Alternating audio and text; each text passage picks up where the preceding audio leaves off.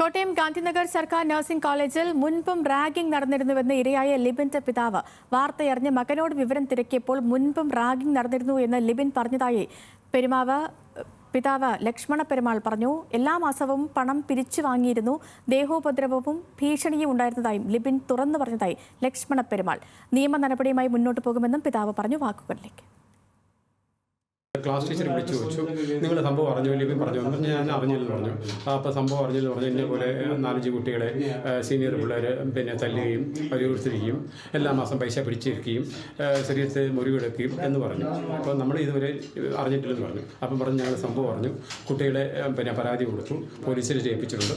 Police അതിന് പരാതി എടുക്കും. അപ്പം ഞങ്ങൾ വരണമെന്ന് ചോദിച്ചപ്പോൾ വരണ്ട, ഞങ്ങൾ അതിൻ്റെ ഇതെടുക്കും, എന്തെങ്കിലും ഇതുണ്ടെങ്കിൽ നിങ്ങളെ വിളിക്കാൻ വന്നാൽ മതി എന്ന് പറഞ്ഞു.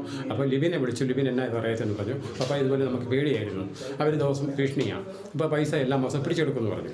അപ്പോൾ പിന്നെ ലിബിനോട് ചോദിച്ചു. ഞങ്ങൾ പറഞ്ഞു വരേണ്ടെന്ന് പറഞ്ഞു. പിന്നെ ഇങ്ങനെ സ്കൂളുകാർ ഇങ്ങനെ അവിടെ സെക്യൂരിറ്റി ഉണ്ട്, പിന്നെ പ്രിൻസിപ്പാളുണ്ട്, പിന്നെ ടീച്ചേഴ്സുണ്ട്. അവരറിയാതെ ഒരു സംഭവം നടന്നാൽ ഇപ്പം നമ്മളിവിടെ കിടന്ന് നമുക്കറിയാൻ പറ്റുമോ?